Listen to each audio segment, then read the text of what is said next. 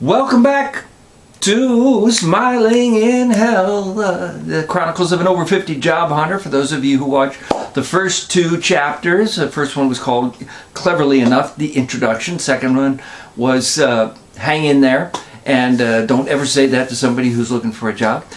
This is the thing I wrote a few years ago, before I became an old guy and was looking for a gig. I'm blessedly happily employed right now with Habitat here in Springfield and having a great time. But I thought I'd pull this out because, let's face it, I didn't have anything else to talk about. And today we're going to talk about Chapter 2, It Can Happen to Anyone. This is when I'm going to talk about how becoming a member of the firing class, that's not the person who gets fired, the person who actually does the firing, can happen to anyone, okay?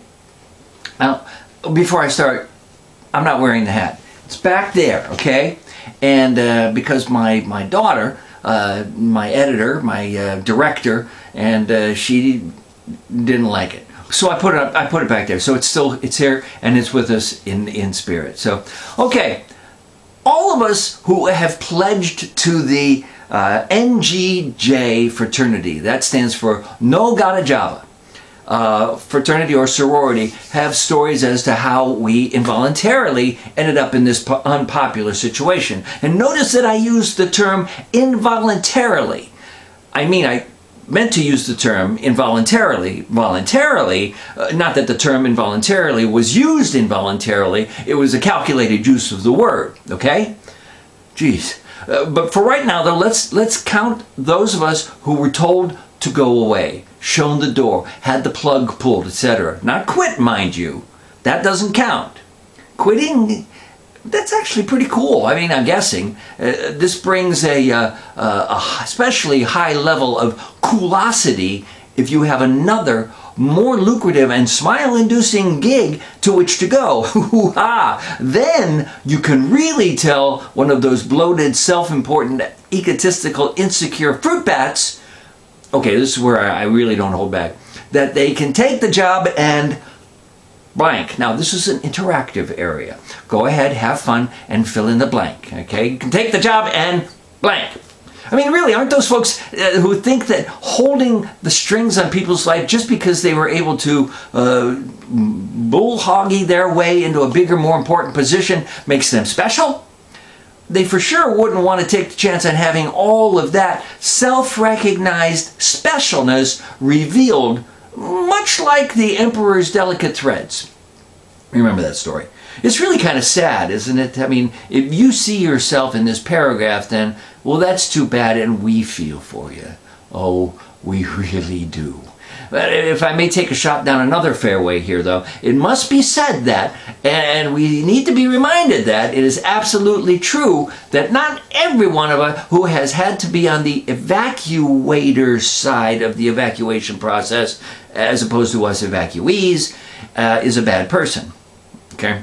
Many nice, kind, caring, thoughtful, sensitive, beautiful, and honest people have found themselves in the position of having to perform the very distasteful and very awful deed and put someone's vocational neck in the guillotine. Case in point, yours truly. That's right. Oh yes, my friends, as hard as it is to believe, I too have most likely been called a bloated, self-important, insecure, egotistical fruit bat at various times in my Lewis Carroll story of a career, as I'm sure many of you have as well. It comes with the territory, right? There are more than one ways, or there's actually more than one or two ways to perform this unnatural act, though.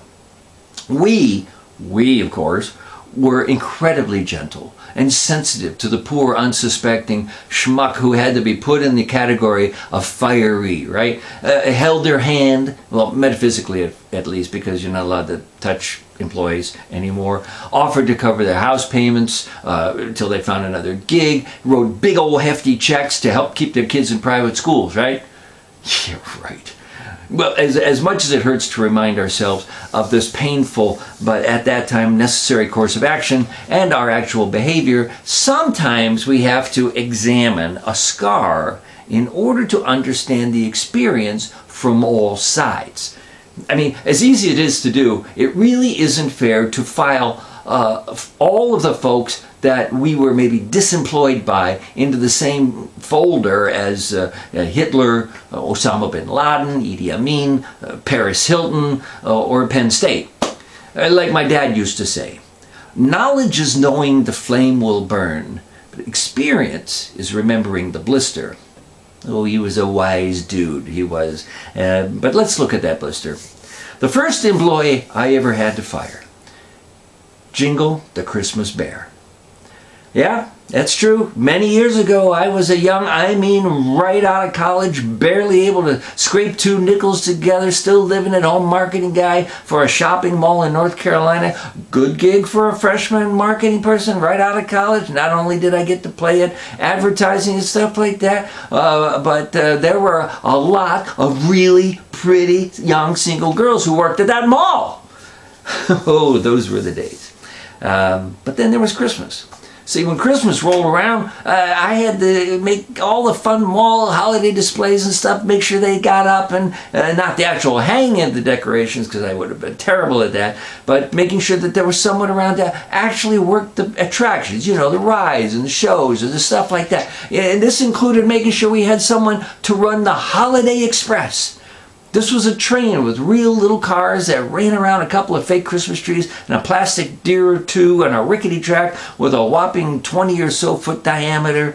It was pretty exciting if you're either like 3 years old and drooling or 103 years old and, well, drooling. Not a great job, and the money was crappy, so I did what I had to do. I hired my mom. Well, at least until I could find someone with actual engineer experience, like a high school dropout who had an HO train set at home. And then there was the holiday gift certificate booth. And now this required some real skill, see, meaning you had to be able to add, subtract, and fill out the certificates and change and make change. And all the while the customers were just clamoring. That's how we talk back in North Carolina, just clamoring to get on the Holiday Express. It wasn't always easy to find such a highly skilled financial and customer service expert, so I did what I had to do.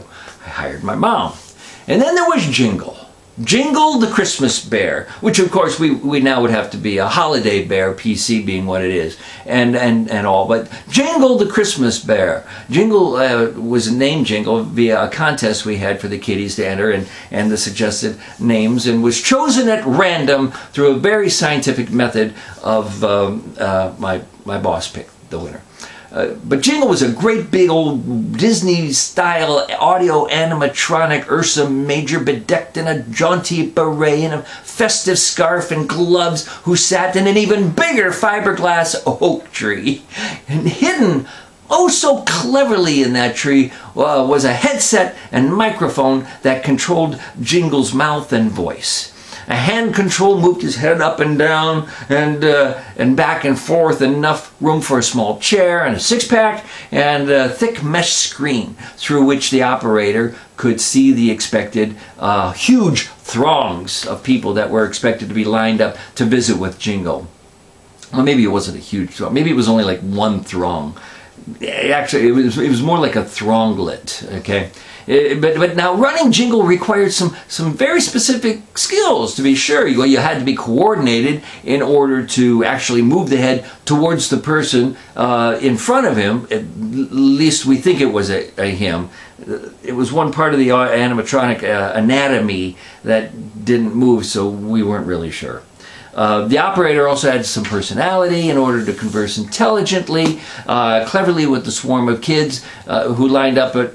yeah, anyway, you get it. And a pleasant speaking voice, too, or at least a voice that would sound like it was pleasant and was semi-understandable when shoved through a speaker that I think was stolen from a defunct fast food restaurant. Do you want fries with that, bear? So with these very specific talents and attributes in mind, I did what I had to do. I didn't hire my mom, but I did hire a very nice guy, and he was looking for some additional spending money at holiday. Clean-cut, well-spoken, you know the type. Don't trust him, all Jeffrey Dahmer and all like that. No, he was a good guy, I think. Well-mannered, seemed downright nice. I did a pretty good job, too, for a while. Filled that great big fake fur and plastic yogi with charismatic and fun personality for all to enjoy. At least for a while.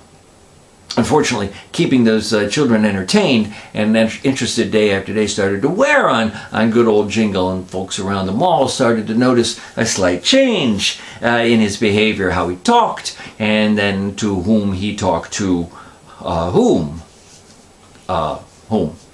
But Jingle started having trouble focusing on his younger visitors, and at times his head would kind of roll back, and like the hat weighed about 50 pounds, and he'd be looking at the decorations in the ceiling while talking to little Tommy or little Cindy Lou Who. And when he was talking to his youngins, his speech started sounding disjointed. It would have been mistaken for the microphone malfunctioning, but it was more like Jingle had been hitting the mead, the honey wine, a little too hard at breakfast.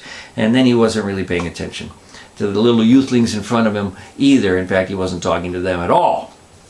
He was hitting on the moms and the young girls walking through the mall, and the not so young girls who had the misfortune to wander past the limited periphery of Jingle's private mesh observation deck. Then just about any female customer out for a delightful holiday mercantile experience. Yes, I hate to say it, but Jingle had become unbearable. Oh, baby. Hey, baby, can you bear to be with me later? He would say. Come on, let me show you the bare facts of life. I mean, I know ways to make you really grin and bear it, he would say. How about some cold beer and a hot bear? Well, it didn't take long for word of Jingle's questionably creative adventures to make its way down to our offices in the sub-basement mall level and filtered to my office, my boss's office, you know, the whole group, the art department guy, the warehouse, the Baskin-Robbins scooper, the Piccadilly cafeteria server, even the tool guys at Sears. It spread pretty much like Ebola, only it was a little more potent. And I was immediately put on the case of curing the disease and was soon putting on my hazmat suit. Anyway, the next day that Jingle's smooth operator showed up for work, I had a brief but to the point discussion with him regarding his recent performances, and explained that due to customer complaints regarding Jingle's courting technique, not to mention the smell of bargain wine coming from Jingle's tree, we were going to have to make a change. That meant letting Jingle go. This also meant that I became a fruit bat for the first time. It didn't help that Jingle started to cry. Then he started to beg. Pleas of desperation for a job that paid slightly more than minimum wage in 1978 was not the kind of thing I was prepared for, even though I had seen Deliverance and Taxi Driver. I was tough. It was tough. But I was tougher. I was fruit bat tough. And I showed Jingle the door. And it bothered me for a while. I mean, I really felt bad about having to be the bad guy behind blue eyes, like Roger Daltrey. I felt even more badder when I realized that now I was going to have to find a suitable replacement to cover the dang bear's activities during the ornery operator's now empty shift. I was going to have to find someone who was clever, coordinated, articulate. You remember this stuff. So I did what I had to do. I climbed into the dang tree. So getting back to the point of being unemployed or an unemployer, it's real easy to find yourself in the upside down position of a fruit bat and have to be a bearer of bad news. Get it? Bearer. Anyway, I'm sure that Jingle went right home that night and cursed me up and down, called me every name in the book, and thought about peeing on my car, as a reference to my first chapter, and other stuff for what I had to do. And it didn't matter that Jingle really did screw up, had it coming, and probably knew it, no matter how gently I tried to position the decision in my brain or how delicately he was treated as far as Jingle was concerned. I was a fruit bat. By the way, please note that no fruit bats were injured during the recording of this chapter. So all of this is just a means of illustrating that no matter how nice a guy or gal you may be, or how hard we try not to be one, we can sometimes find ourselves in the position of being considered a butthole to someone.